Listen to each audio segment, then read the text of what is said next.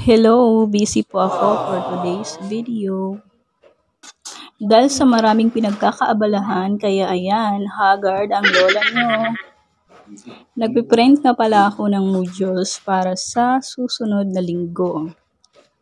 Yes po, meron kaming klase dahil meron kaming end of school year reading program para sa mga grade 1 to 3 pupils. Incoming grade 1 to 3 pupils.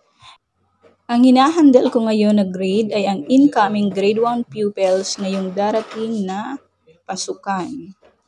Back to video na po tayo. Ayan. Nililingon-lingon ko yung printer dahil minsan nagpe-paper jam. Kailangan ko ring tingnan kung wasto ba yung pagkakaprint dahil minsan merong mga blank pages na nasasama sa printing. Bago ko i-print ang mga modules na to ay tinitingnan ko muna kung mayroong mga dapat i-edit sa soft copy. Meron kasi minsan may mga errors sa typing.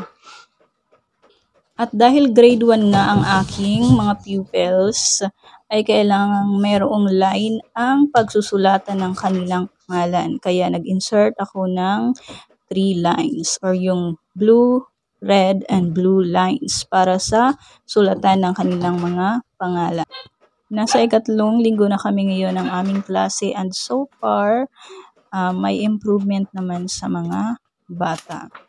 Ang iba kasi ay nakakalimutan ang mga tunog at pangalan ng mga letra kahit ito ay napag-aralan na nila noong nakaraang school year sa kindergarten. Hindi naman natin masisisi ang mga bata dahil talagang iba-iba ang paraan ng kanilang pagkatuto. May mga bata na late kung matuto at meron din namang mga advance. Hindi rin naman natin pwedeng sabihin na teacher factor dahil ginagawa ng teacher lahat ng paraan para matuto ang mga bata.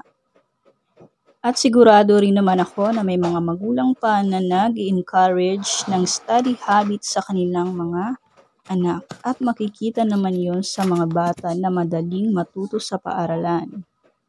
Yan na muna for today's video. Thank you for watching.